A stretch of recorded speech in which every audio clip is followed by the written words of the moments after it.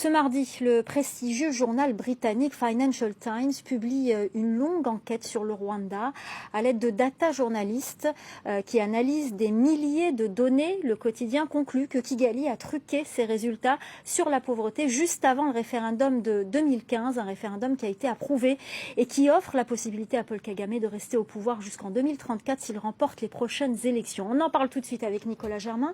Nicolas, tout d'abord, que dit cette enquête ?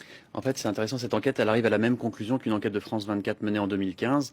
À l'époque, des sources crédibles et un lanceur d'alerte m'avaient dit que le Rwanda manipulait ses statistiques sur la pauvreté pour montrer que la pauvreté diminuait alors qu'en réalité, elle augmentait. Alors, ce qu'a fait le journal britannique, c'est qu'ils ont demandé à des data journalistes d'examiner 14 000 données des rapports sur la pauvreté au Rwanda et ils ont conclu qu'entre 2010 et 2014, il y avait eu une hausse des prix généralisés et donc il ne pouvait pas y avoir en même temps une baisse de la pauvreté. Et le journal dit aussi qu'il y a eu des tentatives récurrentes pour fausser les résultats depuis 2015.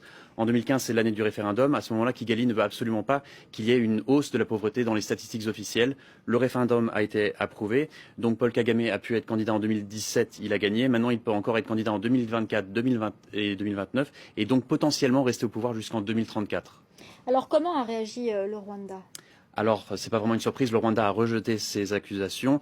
La Banque mondiale a également officiellement rejeté ces accusations. Mais ce qui est intéressant, c'est que le Financial Times publie aujourd'hui pour la première fois une lettre qui est datée de 2015, écrite par 5 employés de la Banque mondiale, adressée à la direction de la Banque mondiale. Et voici ce que dit cette lettre publiée dans le Financial Times.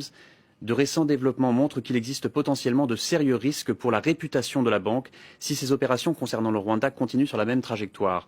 Et les auteurs de la lettre s'inquiètent de la manipulation des statistiques officielles et de l'impossibilité de transmettre en toute transparence des données fiables. On peut dire que cette enquête d'un journal prestigieux est un coup dur pour Paul Kagame. On sait qu'il est souvent accusé d'être à la tête d'un régime autoritaire. Cette critique-là ne semble pas le tourmenter. Mais lui, il aime bien vanter le développement économique du Rwanda. Mais si en fait ce développement est basé sur des fausses statistiques, alors là c'est tout son bilan qui est terni.